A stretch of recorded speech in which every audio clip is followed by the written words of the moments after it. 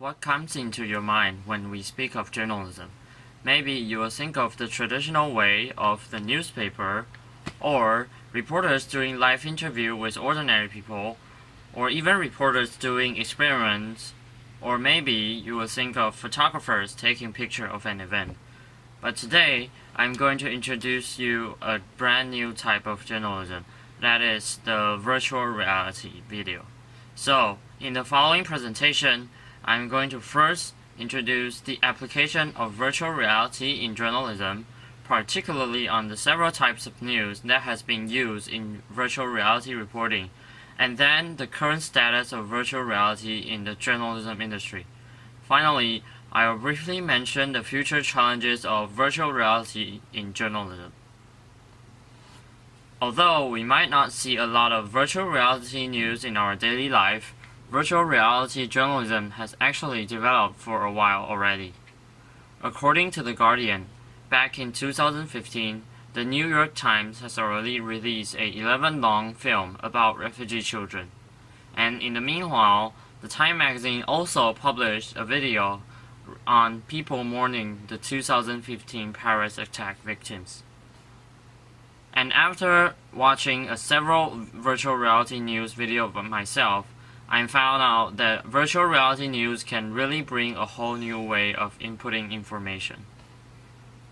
So, the very first virtual reality news video I watched with a VR headset, which is this Google Cardboard 2.0, was the BBC's fight against ISIS in Mosul.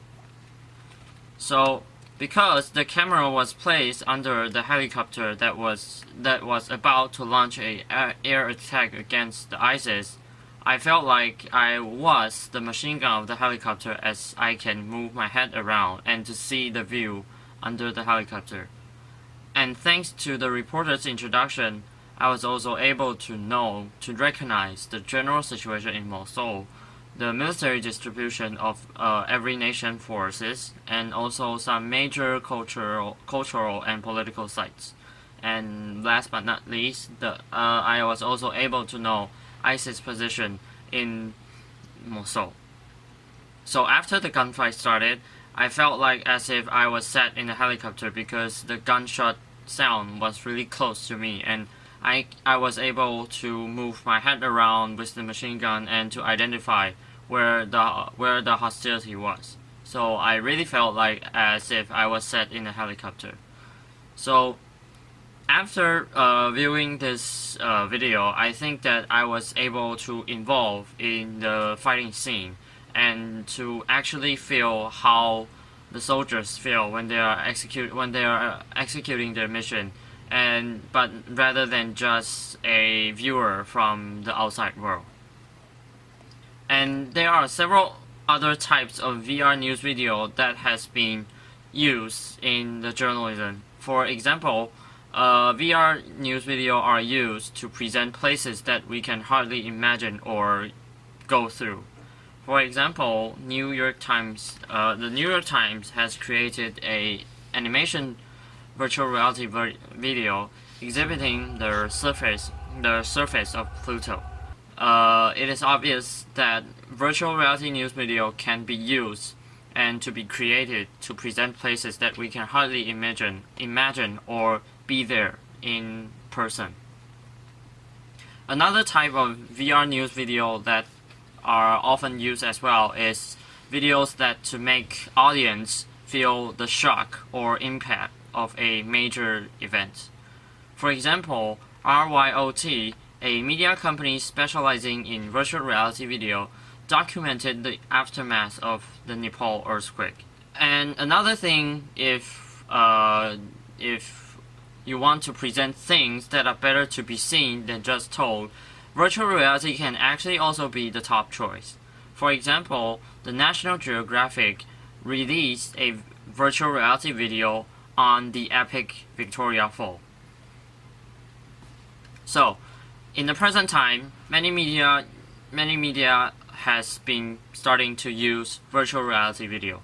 For Zila Watson from the Reuters Institute for the Study of Journalism has pointed out that many mainstream media, including the BBC, the New York Times, the Guardian, or even Al Jazeera, the Middle East news channel, have started to use virtual reality video and more frequently as a way of their new type online news report.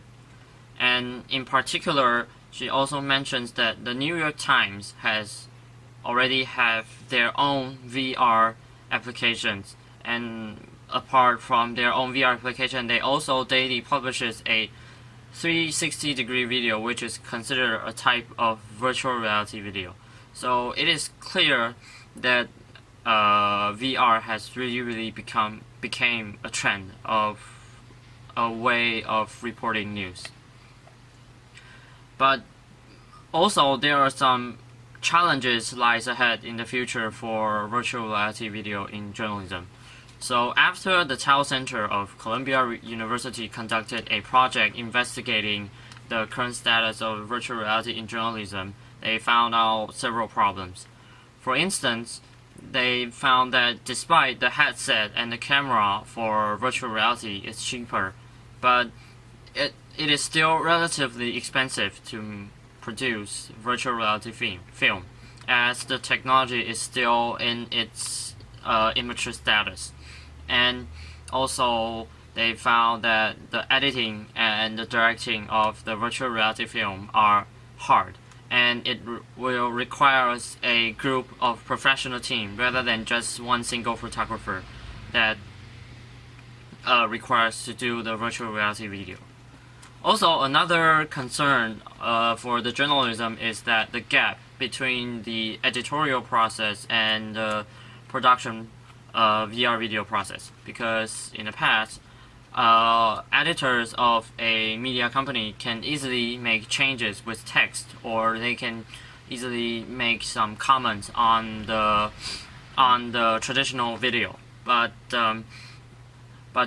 with the VR video, it is hard for them to accustom to this new kind of genre. And also, once the VR video is made and filmed by the 360 camera or the VR camera, it is really difficult to make alteration. So the mainstream media also needs to figure out the gap between editorial and production process.